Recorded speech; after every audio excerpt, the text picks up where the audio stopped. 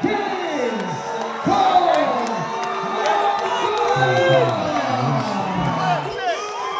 Kaine Marzola's first professional bout as a mixed martial arts fighter in a Nevada casino is do or die for his career. Nothing compares to the real fight, you know, the real life and death. This was Corporal Kaine Marzola fighting for his life 12 years earlier as a Marine in Ramadi, Iraq, where I first met him while embedded with his Fox 25 unit, also known as the Blackhearts. 2 members of his unit have since committed suicide. Kaine has been battling his PTSD since he was first diagnosed while still in the Marines, and afterwards when he went to his local VA hospital for treatment. But when they started getting me on the medications, I lost all of that. I lost what made me special, what made me different, what made me stand out amongst my peers. I just was a zombie. I didn't care. I didn't have a fight. No more fight left in me. I knew I had to do something. I had a twin brother who was already a professional fighter. He was also a combat veteran Marine through tours to Fallujah. Since taking his PTSD therapy into his own hands 3 years ago by training to become a mixed martial arts fighter, he's gotten off the VA's prescription drugs, his self-medicating alcohol binges, and he has shed over 100 pounds in his bid to regain his fighting spirit. I had an outlet for it, and I was training next to my brother, you know, another Marine who had been through the same things I had been through. It wasn't like talking to a therapist. My first reaction is I hope other people don't see this and do this at home on their own.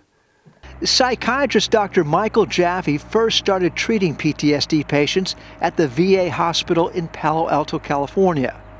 In his private practice, he specializes in helping PTSD patients get beyond their traumatic experiences, which continue to hold them back.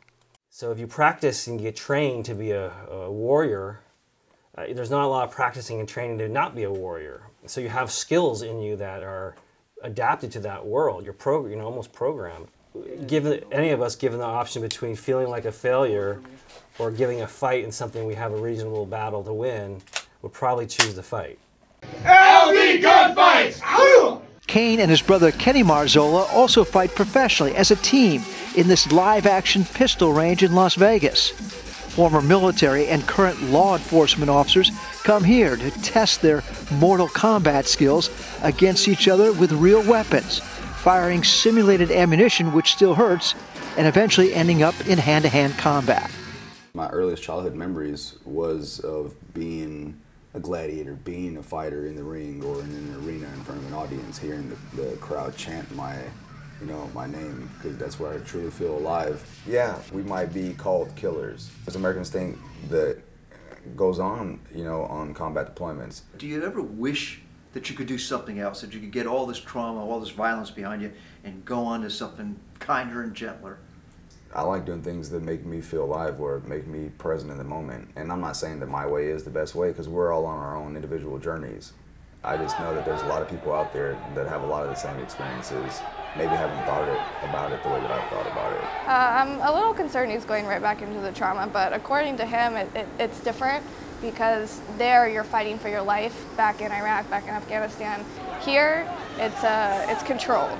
But for me, looking as an outsider, it looks like he's putting himself back in trauma. Every time I say up, you say veteran. Every time I say down, you say down. Up! Veteran! Marines he fought with in Iraq as fellow Blackhearts and other vets have come to his Las Vegas gym from around the country to train with him for his big fight and their personal battles with PTSD. What I try to get these guys to remember is that, hey, you've already done great things, and you can continue to do even better. It's never over. 1, 2, 3, finish! The first victory is the weigh-in, you know? That's the first time I raise my hands, is making it to 155 pounds. When you go from 255 pounds and you can step on a scale and it says 155, wow. The extreme loss of weight and fluids fighters endure to make their fighting weights left Kaine severely dehydrated the night before the fight.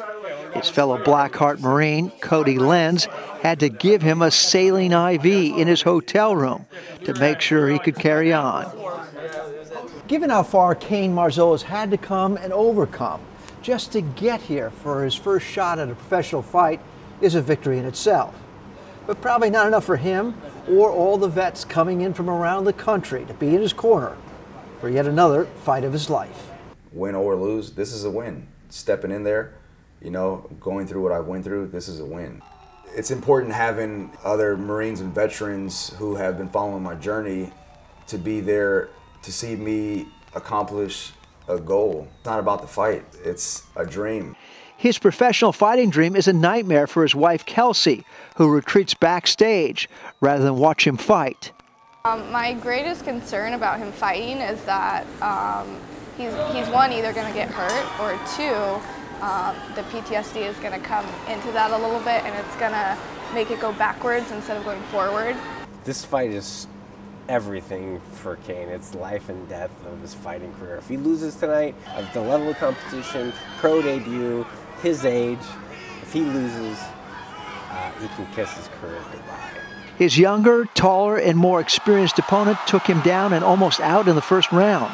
While his family and former brothers-in-arms stood by helplessly, Kaine managed to hold on to the bell. The second round was a different story. Kaine Kong Marzola lived up to his new professional name.